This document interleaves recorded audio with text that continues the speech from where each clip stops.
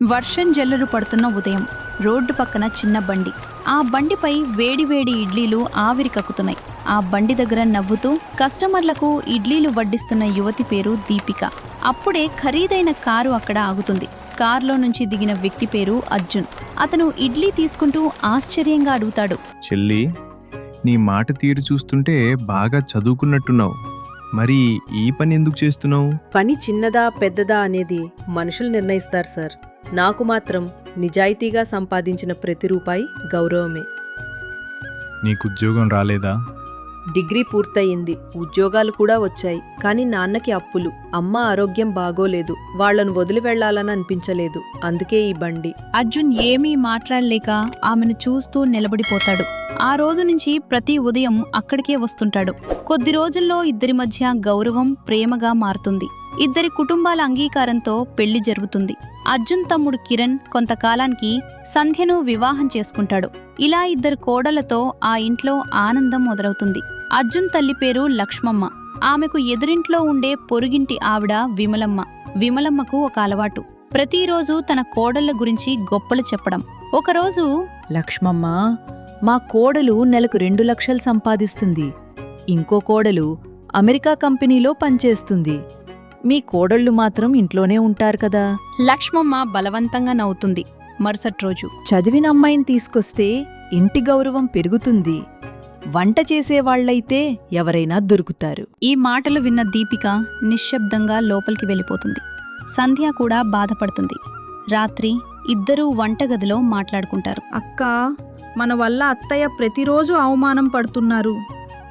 మనం ఏడిస్తే పరిస్థితి మారదు. ఏదైనా చేసి చూపిస్తేనే మారుతుంది. మరుసటి ఉదయం దీపిక అందర్నీ హాల్లో కూర్చోబెడుతుంది. అత్తయ్య, నేనొక మాట చెప్తే కోపపడకండి. చెప్పమ్మా. మన ఇంటి వంట అందరికీ నచ్చుతుంది. మనం చిన్న హోమ్ ఫుడ్ సెంటర్ ప్రారంభిద్దాం.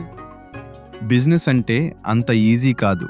అన్నయ్య, ప్రయత్నించక ముందే ఓడిపోవద్దు. డబ్బు పోతే డబ్బు తిరిగి సంపాదించొచ్చు, కానీ మన మీద ఉన్న చిన్న చూపు పోవాలంటే ధైర్యం కావాలి.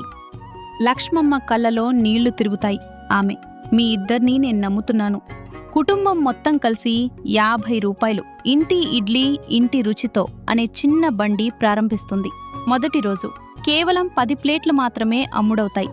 రెండో రోజు 20, మూడో రోజు ఒక ఫుడ్ బ్లాగర్ వీడియో తీసి సోషల్ మీడియాలో పెడతాడు. ఆ వీడియో వైరల్ అవుతుంది. ఒకరోజు లక్ష్మమ్మ విమలమ్మ ఇంటికి వెళుతుంది. ఇంటి తలుపు తెరిచి ఉంది. లోపల విమలమ్మ ఒంటరిగా కూర్చుని ఏడుస్తూ ఉంటుంది. ఏమైంది? నా కోడలు నన్ను ప్రేమించలేదు. నా పేరున్న ఇల్లు వాళ్ళ పేరుకు మార్చించుకున్నారు. ఆస్తి రాసిన మరుసటి రోజే వేరే ఇంటికి వెళ్ళిపోయారు. వాళ్ళు తిరిగిరారా? ఫోన్ కూడా ఎత్తడం లేదు. నేను ప్రతిరోజు నీ కోడలను చిన్నచూపు చూశాను. కానీ ఇప్పుడు తెలిసింది, డబ్బు సంపాదించడం గొప్ప కాదు, మనసు సంపాదించడం గొప్ప. లక్ష్మమ్మ నిశ్శబ్దంగా బయటికి వస్తుంది. ఇంటికి వచ్చిన లక్ష్మమ్మ, దీపిక, సంధ్య ఇద్దరూ వంట చేస్తున్నారు. ఆమె మెల్లగా వాళ్ళ దగ్గరకు వెళ్లి ఇద్దరి చేతులు పట్టుకుంటుంది. నన్ను క్షమించండి అత్తయ్య, ఏమైంది? నేను మిమ్మల్ని ఎప్పుడూ ఇతరులతో పోల్చాను. అది మర్చిపోండి. లేదు, ఇకపై ఎప్పుడూ పోల్చను. నా అదృష్టం మీ ఇద్దరు. కొన్ని నెలల తర్వాత చిన్న బండి పెద్ద రెస్టారెంట్గా మారుతుంది. అదే పేరు, అమ్మ చేతి రుచి. దీపిక, సంధ్య ఇద్దరూ చాలా మందికి ఉద్యోగాలిస్తారు. ఒకరోజు విమలమ్మ అక్కడికి వస్తుంది. ఆమె దగ్గర డబ్బు ఉండదు. దీపిక ఆమెను చూసి నవ్వుతుంది. అత్తయ్య, మీకు డబ్బు అవసరం లేదు. మీరు మా పెద్దవారు. ముందుగా భోజనం చేయండి. నేను మిమ్మల్ని ఎప్పుడూ అర్థం చేసుకోవాల్సిందే. కోడలింటికి లక్ష్మి అవ్వాలంటే పెద్ద జీతం అవసరం లేదు, పెద్ద మనసు ఉంటే చాలు. మనిషి విలువ అతని జీతంతో కాదు, అతని హృదయంతో తెలుస్తుంది. ఇతరుల జీవితాన్ని చూసి మన కుటుంబాన్ని ఎప్పుడూ తక్కువగా చూడకండి. ప్రేమ, గౌరవం, నమ్మకం ఉన్న ఇల్లే నిజమైన సంపద.